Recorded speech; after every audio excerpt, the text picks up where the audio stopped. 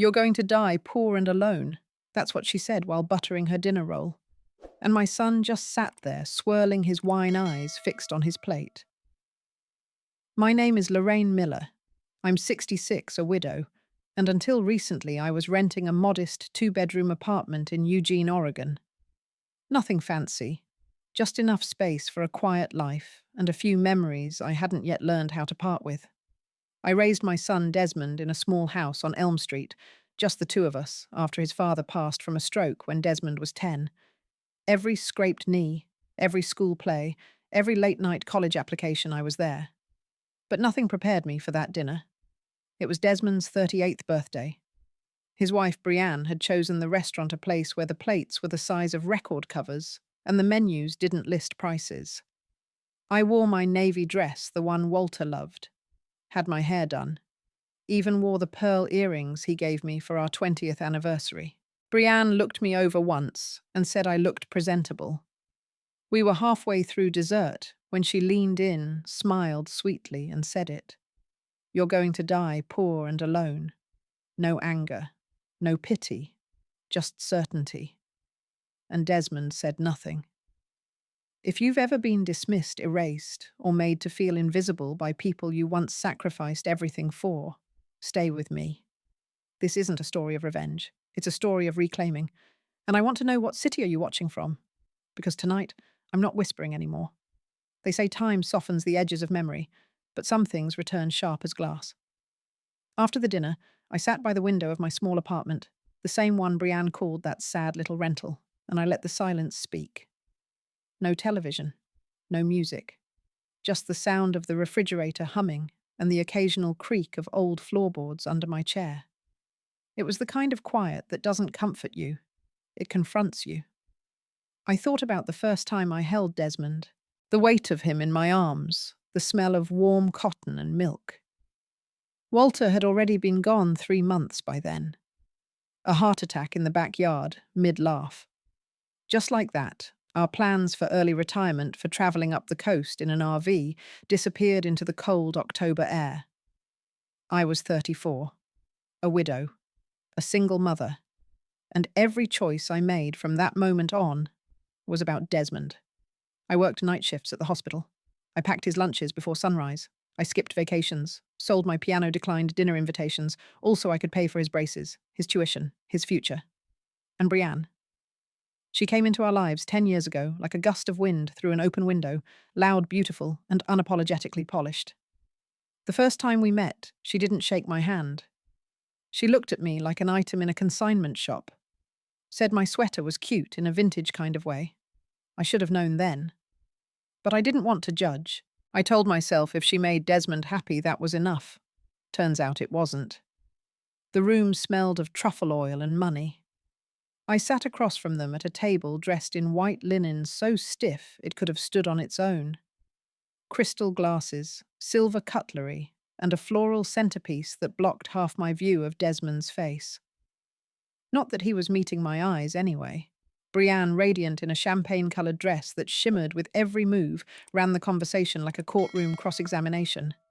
Her smile never wavered, but every word out of her mouth was a blade wrapped in silk. "Oh, Lorraine, how brave of you to volunteer at the senior centre," she said, swirling her wine. "It must be fulfilling to have somewhere to go during the day." I tried to laugh it off, but something in me sank. Then came the moment that sealed it. She leaned toward Desmond, her voice soft and syrupy. "Darling, we really should talk to your mum about her living situation. That little apartment, it's not safe, and frankly, it's depressing. We've looked into assisted living communities, clean, quiet, dignified." I turned to my son, searching for something, anything in his expression. A flicker of protest, a nervous laugh, a hand reaching across the table. Nothing. He cleared his throat. "Mum, maybe we should consider some options, just for your peace of mind." That's when I realized. This wasn't about my safety. It was about their comfort. And somewhere between the appetizer and the second glass of wine, I lost my son. Not to death, but for convenience. The mirror didn't flinch, but I did. I stood there still in the navy dress from the night before, mascara faintly smudged beneath tired eyes, silver hair limp and dull. But underneath the weariness was something else, something beginning to wake. By 10 o'clock, I was in the chair at Ms. Carmen's salon on Hawthorne Avenue. She's been cutting my hair since before Desmond hit puberty. "Big day?" she asked, draping the black cape over my shoulders. "New season," I said. "One that won't involve being spoken to like a stray dog." She raised an eyebrow. "Say less." 2 hours later, I walked out with a sleek silver bob that framed my jaw like punctuation. Not a question mark. A period. Clean. Final. The woman looking back at me in the salon mirror wasn't fragile. She was finished with asking for permission. From there, I drove straight to the law office of Margaret Tran, a sharp, meticulous woman who handled Walter's estate all those years ago. She didn't greet me with condolences or small talk, just her usual nod and a legal pad ready. "What are we updating?" she asked. "My will." Her pen hovered. "Your son is currently the sole beneficiary. Remove him." A pause. But she didn't argue. "And I want everything redirected to Grace Haven. The house, the investments, the accounts. That's a significant decision, Lorraine." So was raising a son alone. This one's easier. No diapers. She cracked the faintest smile. I signed the draft that afternoon. As I walked out of that office, sun in my eyes and wind tugging at the hem of my coat, I felt lighter than I had in years. Not because I'd let go of them, but because I'd reclaimed all of myself. The house wasn't loud about its beauty. It didn't scream for attention with sprawling staircases or fountains out front. "No," it whispered, in the language of aged brick wraparound porches and windows that looked like they'd held the same sunlight for 100 years. "This one's got soul," the realtor said, unlocking the door. Her name was Elise, mid-50s, sharp eye, not easily impressed, but even she paused in the doorway. So did I. The moment I stepped inside, something in me stilled. Not quiet like loneliness, quiet like belonging. High ceilings with exposed beams, hardwood floors worn smooth by decades of footsteps, and a reading room that wrapped around the back of the house, with bay windows overlooking a grove of oak trees. I could already see my books on the shelves, my coffee cup resting on the sill. Me. Fully, unapologetically. Me. "How soon can we close?" I asked. Elise blinked. "You don't want to see the upstairs. I already know it's mine." I paid in full, signed every paper with a steady hand, and 2 weeks later I moved in. Not a single box came from Desmond's storage, not one piece of furniture passed down from family. I kept only what mattered: Walter's war medals, a locket with my mother's photo, the quilt I'd stitched during radiation treatments no one even knew I'd had. Every room I walked into felt like a chapter I hadn't dared write until now. This wasn't just a house. It was the first place in years where I didn't feel like I was visiting someone else's life. They arrived 5 minutes early. Of course they did. Desmond pulled into the driveway with that same cautious posture he used at family weddings, like he wasn't sure whose side he was supposed to be on.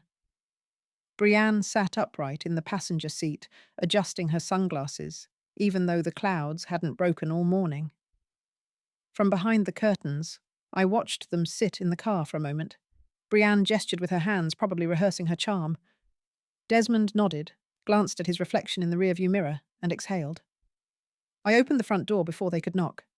"Mum," Desmond said, offering a hug that landed more like a formality than affection. "This place is... wow."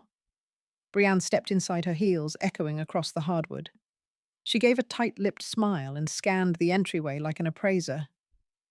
"Lorraine," she said, her voice soaked in faux warmth. "This is stunning, quite substantial." "Thank you," I replied. "Would you like a tour?" And so we walked. Room by room, Brienne catalogued everything: fixtures, square footage, light exposure. She wasn't visiting, she was inspecting. By the time we reached the master suite, she'd already envisioned the nursery. "This is enormous," she said, running a hand along the silk curtains. "Much too big for just one person." I nodded. It is a lot of house. Desmond smiled, hopeful. You wouldn't have to be here alone, you know. We've been thinking. Brienne stepped closer, eyes gleaming. This could be home for all of us. I smiled politely. Let me just make a quick phone call. And as I turned toward the study, I heard Brienne whisper just loud enough I told you she'd say yes. The coffee had gone cold by the time I returned from the study. They were still in the living room, right where I'd left them. Brienne perched on the edge of the velvet settee like a queen about to claim her estate. Desmond pacing slowly, hands clasped behind his back, like a man practicing diplomacy. I sat down, folded my hands neatly in my lap. I spoke with my attorney, I said. The new will is finalized, filed, notarized. Brienne froze mid-sentence. New will? Yes, I said calmly. I made some changes, significant ones. Desmond tilted his head. What kind of changes? I've removed both of you as beneficiaries. Brienne's face cracked like porcelain dropped too suddenly. You what? I've redirected everything to Grace Haven, a foundation that provides housing and care for elderly people abandoned by their families. Her voice rose an octave. That's insane. No, I said steady. What's insane is believing that love is obligation, that motherhood comes with an expiration date and a deed. Desmond stepped forward, voice tight. Mum, we're just trying to help you. That's all this was. Brienne scoffed. We offered you companionship, purpose, family. You offered me occupation, and you cloaked it in concern. I stood, walked to the mantel, and picked up a photo of Walter holding Desmond as a baby. You assumed this house was your future. You assumed I'd hand it over like a thank you note for being born. Brienne's hands trembled now. You'll regret this when you're old, sick, and alone. I turned to her, full of a stillness she couldn't comprehend. I'd rather die alone in truth than live surrounded by lies in my own home. Desmond was the first to speak. His voice didn't carry the courtroom charm he usually relied on.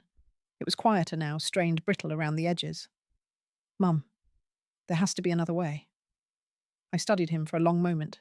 The lines on his face were deeper than I remembered. But they weren't the kind time gave you. They were the kind you earned by looking away too many times. You had another way, I said gently. It was called decency. Brienne stepped in her composure, fraying like cheap fabric. This is emotional. You're not thinking clearly. You let your feelings get in the way of what I interrupted, being taken advantage of politely. She opened her mouth to argue, but I was already walking to the sideboard. From the drawer, I retrieved a folder. Inside, the revised will, notarized. A signed letter. A clause. Margaret insisted we include one final thread of protection. I handed it to Desmond. You should read the last page. He flipped through the pages, lips moving silently. His face drained of colour as he reached the clause. If you or your wife contest this, well, I recited you forfeit all rights to visit this property, even after it becomes a facility for the elderly. Brienne lunged forward, eyes wild. You're bluffing. I don't bluff, I said. Desmond looked up at me, voice hollow. But I'm your son. I met his gaze without blinking. And I'm your mother, not your mortgage. The silence after that was not empty. It was full. Of everything we never said and everything we'd finally made clear. 6 months passed like water smoothing stone. I filled the house with music again, old jazz records Walter used to play on Sunday mornings. I baked banana bread without needing a reason. The reading room became my sanctuary sun, pouring through the bay windows like quiet approval. Grace Haven sent over volunteers to help me start a weekend brunch for local seniors, those without family, or with families that had long since stopped calling. We laughed, swapped recipes, planted tulips in the front garden. Somewhere between the potlucks and painting classes, my life stopped being a waiting room for grief. It started being mine. The phone rang one Tuesday morning while I was pruning roses along the fence. I almost didn't answer, but something in the stillness urged me back inside. Hi, Mum. His voice was smaller now, softer, like he'd finally learned how to speak without performance. Hi, Desmond. I was wondering if we could talk, just us, no Brienne. I wiped my hands on my apron, looking out at the bloom of colour that had returned to my yard, and maybe, just maybe, to my chest.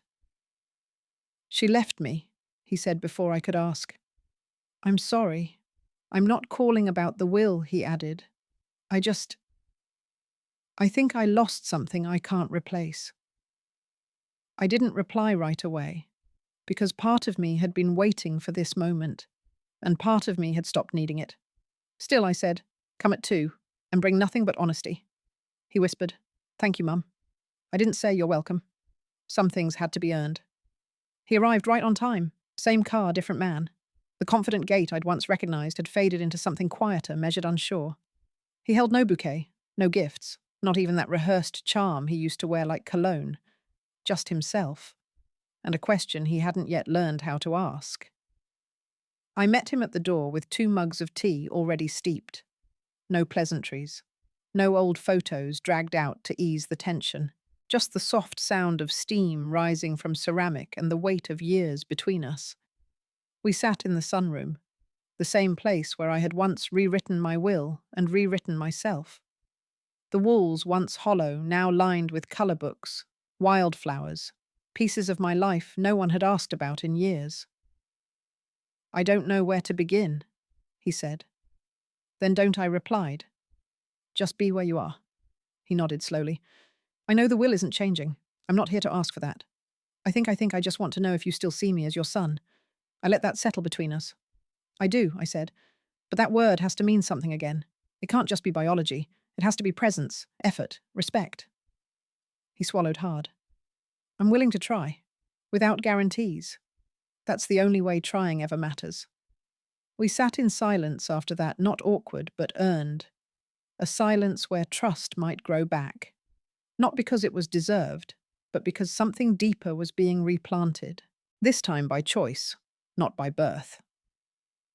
The sun had dipped low by the time we made it to the garden. Desmond walked beside me, hands in his coat pockets, occasionally glancing at the rows of budding flowers like they were something unfamiliar. He stopped in front of a patch of tulips yellow, his childhood favourite. "I remember planting these with you. I was 6. I asked if they bloomed faster if we talked to them. I smiled. You used to sing to them. Off-key, but with great enthusiasm." He laughed softly, and for a moment I saw a flicker of the boy I once knew, the one who used to run barefoot through sprinklers and hug me without needing a reason. He turned serious again. "Do you think there's still space for family here? Even if we're learning how to be one all over again," I didn't answer right away. I knelt by the garden bed, pressed a small bulb into the soil, and covered it gently with earth. "Family isn't a title you inherit," I said. "It's one you earn, over and over." He nodded, quiet. "I'd like to earn it if you'll let me." "We'll see," I said, not unkindly. Then I handed him the next bulb.